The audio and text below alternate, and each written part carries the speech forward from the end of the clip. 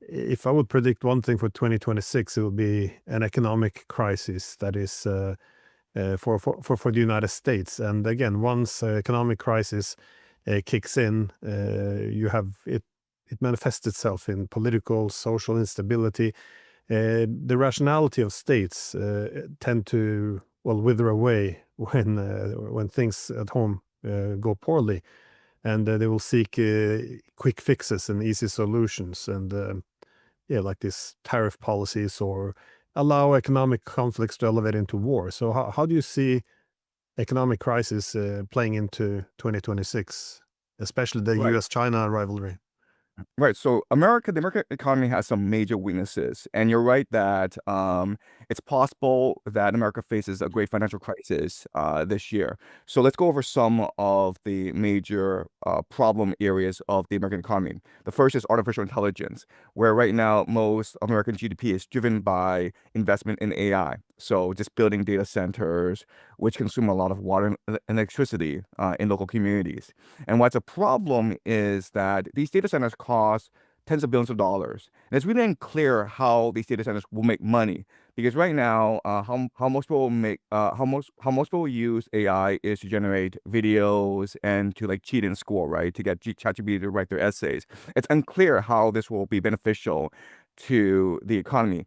And if it's possible for AI to be profitable, this will cause millions of jobs to be lost. So it seems as though the AI bubble is about to burst. The problem, though, is that right now the U.S. economy doesn't make any sense, right? So there's Michael Berry, who is very famous for predicting that in 2008 the subprime market, the CDO market, would collapse, and he took out billions of dollars in bets against this market, and he made a lot of money.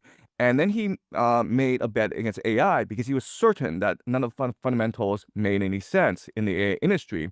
And then he suddenly announced that he was actually leaving the industry. And the reason why is, okay, the AI industry doesn't make any sense, but guess what? The entire American financial industry doesn't make any more sense anymore. Meaning that right now, the American financial industry, it's controlled by a few oligarchs. It's controlled by a minority of people who can dictate the market to their will. And so the average investor, market fundamentals no longer apply to what's happening. So yes, in theory, the AR market could collapse, but because there's so few players within the AI market, it's controlled by 7 companies. They can do whatever they want, and the American government has something called Operation Stargate.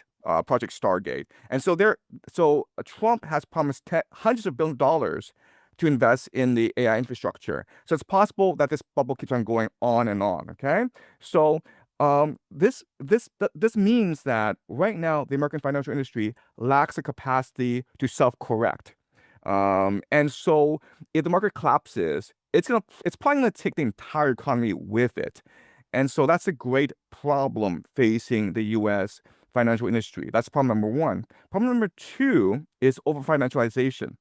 And this goes back to the silver example, where when China announced that it was going to limit its exports of silver, and China controls about 60% of the silver market in the world, the price of silver went crazy. And the reason why is that in China, silver is used for manufacturing needs. So silver goes into AI, EV, batteries, all that. So China really needs silver. But in the United States, silver is used for speculation. So silver is really it's only paper silver. And a lot of these companies like JP Morgan, they're over leveraged 300 to 1. So every 1 ounce of silver that they have, they promise 300 on paper. And so so it's a great bubble that's going to burst. Like what we saw in silver was almost like a small bank run. But it's not just silver, it's almost all these commodities where these commodities aren't used for manufacturing needs, they're used for speculation. And so the American financial industry, it's this great Ponzi scheme that's about to explode at any point.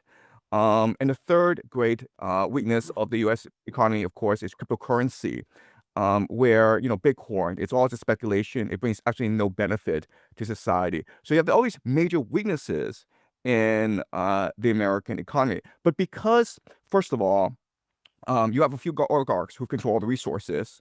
Second of all, the American government can print as much money as it wants. There's something called quantitative easing. And third of all, there's really no challenger to the US dollar. This bubble can sustain itself past 2026, but when it collapses, the entire society collapses. So you're basically looking at civil war. So civil war in America. Yes. Well, so in terms of gold and silver, you would assume that this rally will continue then, given that it's the paper gold and paper silver has been inflated so far beyond what actually exists in terms of the hard assets. Look, the reality is that demand exceeds supply, right? So silver goes into AI, it goes into EVs, batteries, because silver is the best metal conductor in the world, and there's no second. Copper is second, but it's far behind silver. So you need silver, and the world cannot produce enough silver, and this has been true for the past 5 years. And China and the United States are investing heavily into AI. So right now there's a major fight for access to silver. And this goes back again to Venezuela, where Latin America and South America actually are the world's greatest producers of silver. So whoever controls Latin America and South America basically has control over the AI future. Well, so things look a bit grim for the United States then. You have all these bubbles you referred to.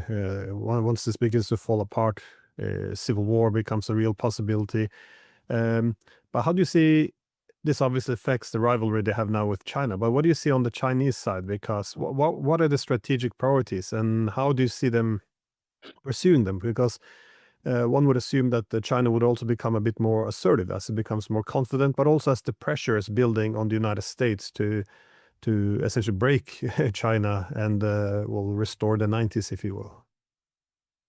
Yeah, so the greatest strength and the greatest vulnerability of the United States is the US dollar, right? But the greatest strength and the greatest weakness of China is its reliance on exports.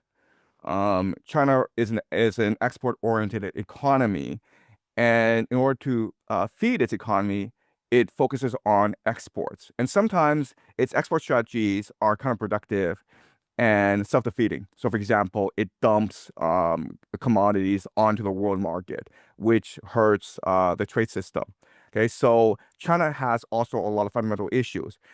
Right now, the problem is that the United States is threatening to strangle, embargo, blockade China, right? So one thing that will flare up in 2026, it's already flaring up right now, is a rivalry between China and Japan, right? So Prime Minister Takeichi has said that she believes that Taiwan is part of Japan's strategic interests. And what does she mean by that? What she means by that is that if China were to get hold of Taiwan, Taiwan could blockade Japan from access to the Strait of Malacca, and therefore oil from the Middle East, which Japan is dependent on. And so Japan believes that if China were to invade Taiwan, then Japan would have to step in. Okay, so Taiwan is key. But the opposite is true, where if Taiwan were to side with Japan, then the first island chain could embargo China, can block China from trade. So I think in 2026, you'll see a lot more heated rhetoric between China and Japan. And the reason why is both economies are dependent on Middle East oil. And whoever can control the Strait of Malacca can basically strangle each other's economy. Yeah. Well, this is the classical problem. I mean, again, I think we talked before about how it looks a bit like pre-World War I. That is, that China has kind of outgrown this security architecture or economic architecture as well, which is, well, more or less designed to contain China. So it's if there's not a diplomatic path to this, it does look like conflict becomes unavoidable.